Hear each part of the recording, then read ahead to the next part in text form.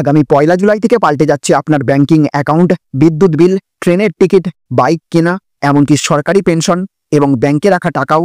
আর আপনি যদি এখনই না জানেন তাহলে আপনি আগামী দৈনন্দিন জীবনে মারাত্মকভাবে ক্ষতিগ্রস্ত হতে পারেন। হ্যাঁ বন্ধুরা, ঠিকই শুনেছেন, এই 1 জুলাই 2025 থেকে দেশে চালু হতে চলেছে একের পর এক নতুন নিয়ম।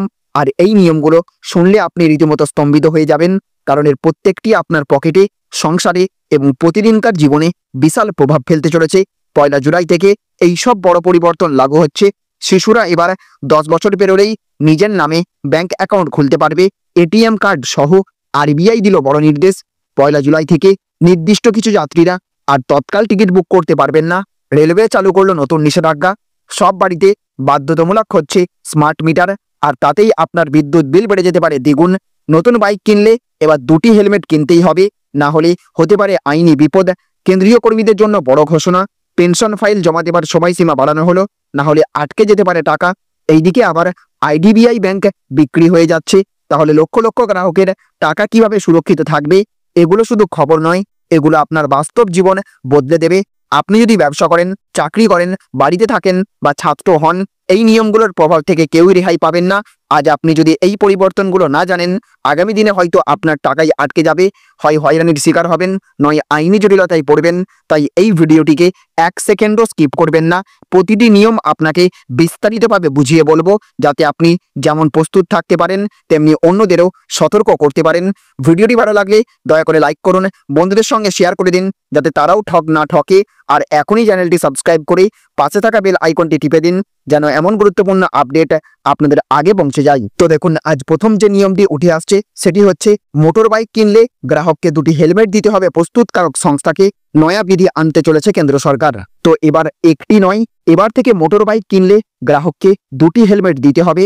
শুধু তাই নয়, হেলমেটের গুণমানও সঠিক হতে হবে, অর্থাৎ সেই হেলমেটগুলি হতে হবে ব্যুরো অফ ইন্ডিয়ান স্ট্যান্ডার্ডসের স্থির করে দেওয়া গুণমান অনুযায়ী।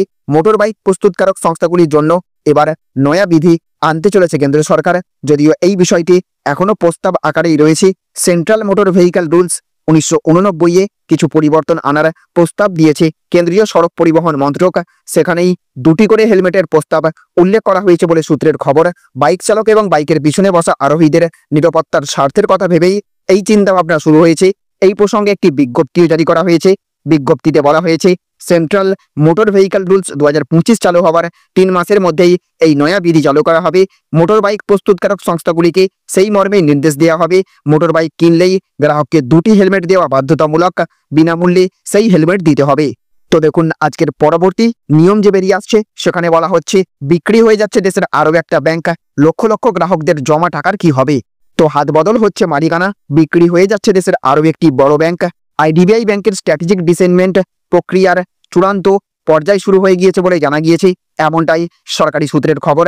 এবার এই ব্যাংকের লক্ষ লক্ষ গ্রাহকদের কি হবে? সরকারি সূত্রের খবর, আইডিবিআই ব্যাংক বিক্রি হতে চলেছে এবং এর অংশীদারিত্ব বিক্রি হবে। ইতিমধ্যেই ইন্টার মিনিস্টেরিয়াল গ্রুপ থেকে ক্লিয়ারেন্স দেওয়া হয়েছে শেয়ার কেনাবেচার চুক্তি নিয়ে। সেপ্টেম্বরের প্রথম সপ্তাহ থেকে বিডিং বা দরপত্র হাঁকার নিলাম প্রক্রিয়া শুরু হতে পারে। মানি কন্ট্রোলের প্রতিবেদন অনুসারে যে ব্যাংকগুলি আইডিবিআই ব্যাংকে কিনতে আগ্রহী তার মধ্যে দুবাইয়ের এমিরেটস এনবিডি ব্যাংক এগিয়ে রয়েছে, তবে কোম্পানিটি এখনো চুক্তি চূড়ান্ত করেনি। সূত্রের খবর, 40 থেকে 50 হাজার কোটি টাকায় এই অংশীদারিত্ব বিক্রি হতে পারে। ব্যাংকের অংশীদারিত্ব বদলে গেলেও গ্রাহকদের অ্যাকাউন্ট বন্ধ হয়ে যাবে না, তবে ব্যাংকের নীতিতে পরিবর্তন আসতে পারে, যার জেরে গ্রাহকদের লাভ হতে পারে বা ক্ষতিও হতে পারে। ব্যাংকের সুদের হার বাড়তে পারে, যার জেরে গ্রাহকদের খরচ আরও বাড়বে। 3 নম্বর যে নিয়মটি বেরিয়ে আসছে সেটি হচ্ছে 1 জুলাই থেকে এই লোকেরা আর তৎকাল টিকিট বুক করতে পারবেন না, রেলওয়ের নিয়ম পরিবর্তন করেছে। তো প্রায়ই যাত্রীরা টিকিট বুক করার সময় নিশ্চিত টিকিট পান না এবং তাদের টিকিট অপেক্ষমান তালিকায় চলে যায়, অর্থাৎ ওয়েটিং হয়ে যায়। এমন পরিস্থিতিতে মানুষ তৎকাল বুকিংয়ের আশ্রয় নেয়, কারণ তৎকালে কিছু আসন খালি থাকে এবং প্রায়ই নিশ্চিত টিকিট পাওয়া যায়। তবে এখন ভারতীয় রেলওয়ে তৎকাল টিকিট বুকিংয়ের নিয়ম পরিবর্তন করেছে। ভারতীয় রেলওয়ের পক্ষ থেকে আইআরসিটিসি অ্যাকাউন্টে আধার প্রমাণীকরণ বাধ্যতামূলক করা হয়েছে। এটি ছাড়া তৎকাল সুবিধা পাওয়া যাবে না। সহজ কথাই বলতে গেলে যদি 1 জুলাইয়ের আগে আপনার আইআরসিটিসি অ্যাকাউন্টে আপনার আধার কার্ড লিঙ্ক না করা থাকে তাহলে আপনি আইআরসিটিসির তৎকাল পরিষেবা ব্যবহার করতে পারবেন না।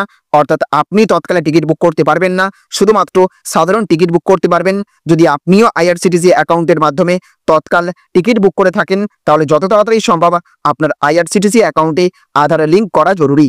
চতুর্থ আপডেটে দেখুন বলা হচ্ছে সব বাড়িতে স্মার্ট মিটার লাগানো বাধ্যতামূলক, আমজনতার জন্য কি নির্দেশ সরকারের জানুন। তো সাম্প্রতিক সময়ে কেন্দ্রীয় সরকার রাজ্যগুলিকে একটি গুরুত্বপূর্ণ নির্দেশ পাঠিয়েছে। সমস্ত বিদ্যুৎ গ্রাহকের জন্য স্মার্ট মিটার বসানো হবে।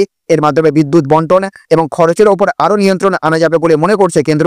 তবে এই নির্দেশিকায় কিছু প্রশ্ন এবং উদ্বেগ তৈরি হয়েছে সাধারণ মানুষের মধ্যে, যেখানে স্মার্ট মিটার কি বাধ্যতামূলক, কে এই খরচ বহন করবে, গ্রাহকের ওপর এর প্রভাব কতটা হবে, চলুন বিষয়টি বিশদে জেনে নেই। কেন্দ্রীয় সরকার রাজ্যগুলিকে স্পষ্ট জানিয়ে দিয়েছে যে ভবিষ্যতে প্রিপেড স্মার্ট মিটার বসানো বাধ্যতামূলক করা হবে। এর উদ্দেশ্য হলো বিদ্যুৎ ব্যবস্থায় স্বচ্ছতা এবং সাশ্রয় নিশ্চিত করা। স্মার্ট মিটারের মাধ্যমে বিদ্যুৎ খরচ এবং রিচার্জ হবে মোবাইল থেকেই। যেমন মোবাইল রিচার্জ করা হয়, গ্রাহক নিজেই নির্দিষ্ট অ্যাপে দেখতে পারবেন কত ইউনিট বিদ্যুৎ খরচ হয়েছে। সরকারের মতে স্মার্ট মিটার প্রযুক্তির মাধ্যমে ওয়ান নেশন ওয়ান ট্যারিফ বাস্তবায়ন সম্ভব হবে এবং বিদ্যুৎ চুরি রোধ করা যাবে। পরবর্তী আপডেটে দেখুন বলা হচ্ছে কেন্দ্রীয় কর্মীদের জন্য সুখবর, পেনশন স্কিম বেছে নেওয়ার সময়সীমা বাড়ালো সরকার। তো কেন্দ্রীয় সরকার লক্ষ লক্ষ কেন্দ্রীয় কর্মচারীকে বড়সড় স্বস্তি দিয়ে ইউনিফাইড পেনশন স্কিম বেছে নেওয়ার শেষ তারিখ 3 মাস বাড়িয়ে দিয়েছে। এর আগে এই সময়সীমা 30 জুন 2025 নির্ধারণ করা হয়েছিল, যা এখন 30 সেপ্টেম্বর 2025 পর্যন্ত বাড়ানো হয়েছে। এই সিদ্ধান্ত এমন কর্মচারীদের সুবিধার জন্য নেওয়া হয়েছে যারা ইউপিএস এবং বিদ্যমান ন্যাশনাল পেনশন স্কিম অর্থাৎ এনপিএস এর মাধ্যমে সিদ্ধান্ত নিতে পারছিলেন না। কেন্দ্রীয় মোদী সরকার 1 এপ্রিল 2025 থেকে ইউপিএস চালু করেছে, কিন্তু এখনো পর্যন্ত মাত্র 10,000-এরও কম কর্মচারী এই স্কিমে যোগ দিয়েছেন। এর মূল কারণ ইউপিএস নিয়ে কিছু সংশয় এবং স্পষ্ট তথ্যের অভাব বলে মনে করা হচ্ছে। ইউপিএস একটি নতুন পেনশন ব্যবস্থা যেখানে কর্মচারীর পক্ষ থেকে বেতনের 10% এবং সরকারের পক্ষ থেকে 10% অবদান থাকবে। এছাড়াও সরকারের পক্ষ থেকে অতিরিক্ত 8.5% পরোক্ষ অবদান দেওয়া হবে, যা সরাসরি কর্মচারীর অ্যাকাউন্টে দেখা যাবে না, তবে পেনশন নির্ধারণে অন্তর্ভুক্ত থাকবে। সরকার কর্মচারীদের কাছে আবেদন করেছে যে তারা যেন ইউপিএস এর শর্তাবলী ভালোভাবে বোঝেন এবং তারপর ভেবেচিন্তে সিদ্ধান্ত নেন। আরও একটি বড় আপডেটে দেখুন বলা হচ্ছে 10 বছর হলেই খোলা যাবে ব্যাংক অ্যাকাউন্ট, মিলবে এটিএম নির্দেশিকা আরবিআই এর। তো এই প্রথমবার মাত্র 10 বছর বয়সেই এবার ছেলে মেয়েরা নিজেদের নামে ব্যাংক অ্যাকাউন্ট খুলতে পারবে। হ্যাঁ, তাও আবার অভিভাবকের অনুমতি ছাড়াই। গত সোমবার এই বড়সড় সিদ্ধান্ত নিয়েছে ভারতীয় রিজার্ভ ব্যাংক। তারা স্পষ্ট জানিয়ে দিয়েছে ছোটরাও এবার থেকে অর্থনৈতিক সিদ্ধান্তে সক্রিয় হয়ে উঠতে পারবে। আগে 18 বছর পূর্ণ না হলে কোনো নাবালক বা নাবালিকা নিজের নামে ব্যাংক অ্যাকাউন্ট খুলতে পারতো না, এমনকি অভিভাবক ছাড়া।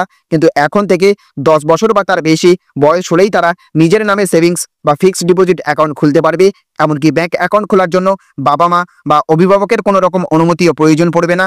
পাশাপাশি ব্যাংক অ্যাকাউন্ট থেকে এটিএম কার্ড, চেক বই, ইন্টারনেট ব্যাংকিং এর মতো সমস্ত সুবিধাও পাওয়া যাবে। তবে ভারতীয় রিজার্ভ ব্যাংক যেসব স্বাধীনতা একেবারে উগড়ে দিয়েছে তেমনটা নয়। আরবিআই কিছু সার্কুলার জারি করেছে, সেখানে স্পষ্ট বলা রয়েছে প্রতিটি ব্যাংক তাদের নিজস্ব রিস্ক ম্যানেজমেন্ট পলিসি অনুযায়ী ঠিক করবে যে ওই নাবালক অ্যাকাউন্টে ঠিক কত টাকা রাখতে পারবে বা তুলতে পারবে। তো বন্ধুরা, এই ভিডিওতে আজ আমরা যে সমস্ত নিয়মের কথা জানালাম সেগুলো কোনো সাধারণ আপডেট নয়। 1 জুলাই থেকে শুরু হচ্ছে এমন এক নতুন অধ্যায় যেখানে ব্যাংক থেকে শুরু করে রেশন কার্ড, ট্রেনের টিকিট থেকে পেনশন, গ্যাস সিলিন্ডার থেকে হেলমেট, সব কিছুতেই আসছে বদল। আর এই বদলগুলো ঠিকঠাক না জানলে আপনি পড়ে যেতে পারেন চরম সমস্যায়। আজকের তথ্যগুলো যদি আপনাকে একটুও সচেতন করে থাকে, যদি আপনি মনে করেন যে আপনার বন্ধু, আত্মীয় বা পরিবারও এই নিয়মগুলো জানলে উপকৃত হবে, তাহলে দয়া করে এই ভিডিওটি শেয়ার করুন। একটা লাইক আপনাদের সমর্থনের প্রকাশ, একটা শেয়ার হতে পারে কারো জীবন বাঁচানোর সমান। আর সাবস্ক্রাইব করলে প্রতিদিন এমন গুরুত্বপূর্ণ আপডেট সবার আগে পেয়ে যাবেন। নিচে কমেন্টে লিখে জানান এই নতুন নিয়মগুলোর মধ্যে কোনটা নিয়ে আপনি সবচেয়ে বেশি চিন্তিত। আজ এখানেই শেষ করছি। নিজের এবং পরিবারের খেয়াল রাখুন, সচেতন থাকুন, সাবধান থাকুন।